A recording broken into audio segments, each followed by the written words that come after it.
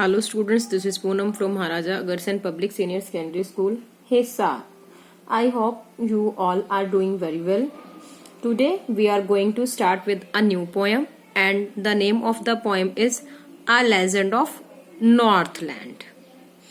And the name of the poetess is Phoebe Cary. ये क्या है? एक कवित्री के द्वारा लिखी हुई एक बहुत ही सुंदर लेजेंड मीन्स कहानी नॉर्थलैंड की एक कहानी के बारे में है। इसमें हमें बताया गया है कि हमें कभी भी we should not be greedy, हमें लालची नहीं होना चाहिए।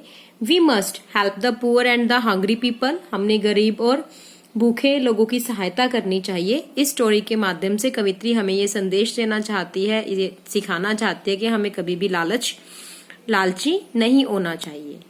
This poem narrates the legend of an old lady who angered Saint Peter because of her greed. ये जो this poem narrates मैंने हमें बताती है कि the legend कहानी of an old lady एक ऐसी बूढ़ी औरत की कहानी बताती है who angered Saint Peter, जिसने कि सेंट पीटर को angered गुस्सा कर दिया, नाराज कर दिया because of her greed, उसके लालच से ने। Now we read the poem. Away away in northland, ये क्या है? नॉर्थलैंड के देश से संबंधित कहानी है। Away away in the northland where the hours of the day are few and the nights are so long in winter that they cannot sleep them through. Northland refers to New Zealand. Northland जो north side के जो देश है उनके बारे में बताया गया। अवे अवे इन नॉर्थलैंड, बहुत दूर नॉर्थलैंड से। वेयर, जहां पर की hours of the day are few, जहां पर की दिन बहुत ही बड़े होते हैं और रातें बहुत ही छोटी होती हैं। क्योंकि हमारे यहाँ पर भी ऐसा ही है, हमारे यहाँ भी सर्दी की जो रातें हैं बहुत छोटी होती हैं और जो बहुत बड़ी होती हैं। गर्मी की जो रातें हैं बहुत छोटी छोटी होती हैं, दिन बड़े होते हैं। ऐसे ही यहाँ पर भी है, दिन बहुत बड़े हैं और सर्दियों की जो रातें हैं वो इतनी बड़ी नहीं होती। That they can not sleep them through, सर्दी की रात इतनी बड़ी है कि सारी रात इंसान से सोया नहीं जाता, बारी बारी उठ करके देखता है कि क्या आप दिन निकल गया। क्योंकि सर्दी में क्या होता है, जो रात है अंधेरा वो जल्दी होने लग जाता है सर्दी की वजह से। तो इसलिए अगर हम रेस्ट भी करें तो प्रॉपर तरीके से कर नहीं पाते, हमेशा से उठकर देखते हैं कि क्या दिन हो गया, बाहर जाए। सर्दी धुंध की वजह से ऐसा होता है। When they harness the swift reindeer to the sledge when it snows and the children look like bears cubs in their funny furry clothes. Harness क्या होता है? गाड़ी से लगाना, उसके साथ अटैच करना। Swift, fast. Reindeer is a kind of a deer, एक तरह का हिरन। स्लेज जो क्या है? बर्फ पर फिसलने वाली गाड़ी, जो कि क्या है? स्नो पर अपने आप से फिसल जाती है, वो अच्छे तरीके से स्नो पर बर्फ पे ध्यान से चल सके। बियर कब्स, भालू जैसे। रीछ के बच्चे जैसे लगना। मेड ऑफ फर से बने हुए कपड़े।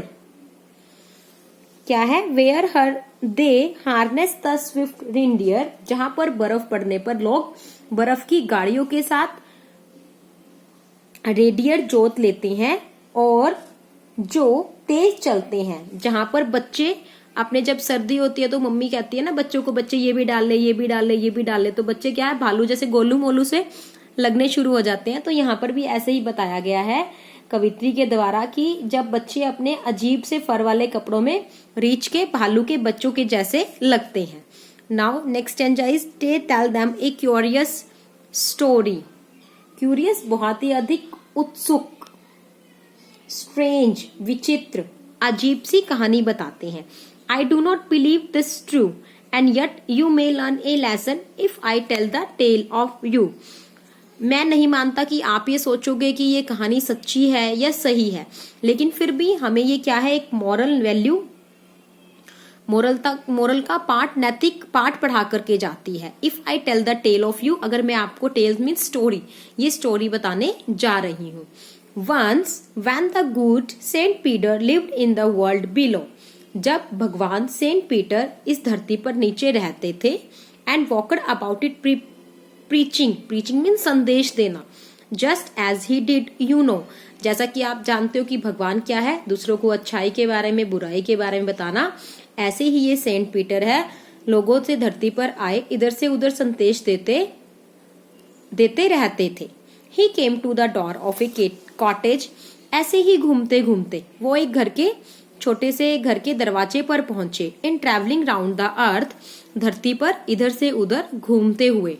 Where a little woman was making cake, अब वो एक ऐसी जगह पर पहुंचे जहां पर कि एक औरत क्या है, केक बना रही थी, and baking them on the hearth, hearth means चूल्हा, स्टोव, उसे क्या है, फायर प्लेस, चूल्हे में उसको बेकिंग के लिए, पकाने के लिए रख रही थी। And being faint with fasting, fasting means व्रत, फेंट मीन्स बेहोश, जैसे कि आपको लगता है कि फास्ट रखने से क्या होता है, कई बार बॉडी हमारी वीक होने लग जाती है, अगर हम कंटिन्यू फास्ट रखते हैं। And being faint with fasting for the day was almost done, he asked her from her store of cakes to give him a single one. और व्रत रखने से क्या है, वो कमजोर से प्रतीत हो रहे थे और कमजोर हो गए थे। For the one day almost done, क्योंकि दिन लगभग समाप्त ही होने वाला था। उन्होंने उस औरत से कहा कि वो अपने केक के स्टोर में से उसको एक केक दे दे। So she made a very little cake, as it baking lay she looked it as through it seems too large to give away. जैसे कि वो लेडी क्या है, पहले से ही मैंने बताया कि लालची थी, लालच और लालची औरत की कहानी है।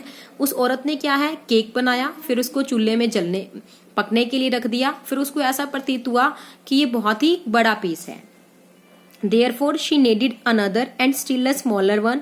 उसने वो सोचा कि वो एक और बनाएगी और इससे एक छोटा सा और छोटा बनाएगी। But it looked when she turned it over as large as the first had done. लेकिन अब उसे अब वाला जो केक है वो पहले वाले केक से भी ज्यादा बड़ा लगा, तो उसने वो केक भी रख लिया।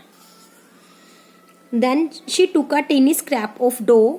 फिर उसने एक और छोटा सा डो, आटा गूंधा, बनाया, एंड रोल्ड इट फ्लैट, और उसे रोल करके चपटा बनाया, and baked it thin as wafer, और उसे क्या है, इतना पतला बंद कर दिया जैसे कि वेफर पतले होते हैं। But she could not part with that, उसने अब ये केक इसलिए बनाया था जैसे ऐसा प्रतीत हो कि जैसे जितना कि उसका पहले वाला केक था।